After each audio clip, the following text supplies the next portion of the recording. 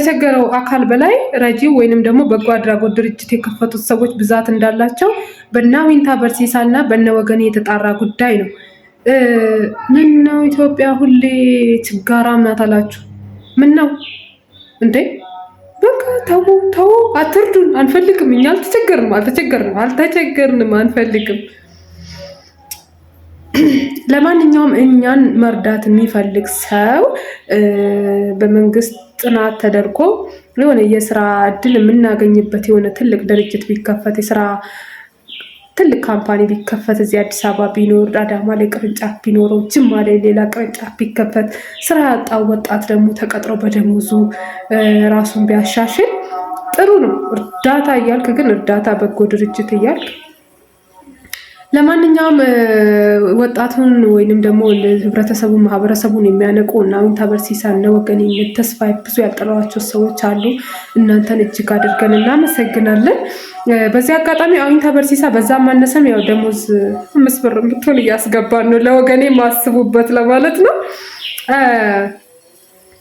ያው አልተቸገርኩም ያልኩት ደግሞ ውሸቴን ነው።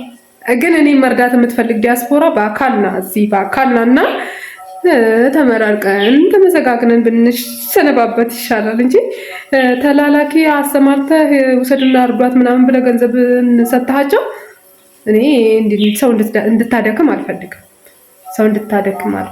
እና ራስናና ለግሰኝ። ሌላው ነገር ደግሞ ድሮ የረሳናቸው በጎ አድራጎት ውስጥ የነበሩ እነ መቅደስንም ጆሲንም አስታወሱ። ወይ ጆሲ እንደዚህ መልካም ሰው ነው። የኔ መልካም ሰው እና ይሄንንም ፎቁንም ቤቱንም መኪናውንም ማሳዩን የማን ነው ቢባል የበጎ ስራ የሚሰራው ነው። ያ ከሌሎ ይሉናሉ። እኛ ግን ዛሬም ተቸግረናል። ይሰለቻል። ለማንኛውም እኛ ሰርተን ማግኘት ነው የምንፈልገው በላባችን እንጂ በጎ ስራ እየሰራን ነው እያላችሁ እኛ ለስራ እንዳይነሳሳ ሞራላችንን እያያዛችሁት ነውና ማንም ሰው ብር በነፃ ሊሰጣችሁ ቢፈልግ የስራ መንገድ ይክፈትላችሁ። ቋሚ ስራ በቃ ራሳችሁ የምትለውጡበት። የሰው ገንዘብ የትም አያደርስም። እርዳታ ድርጅት ቢባል የትም አያደርስም። እና ሁሌ ደግሞ ኢትዮጵያ ደሃ አይደለች።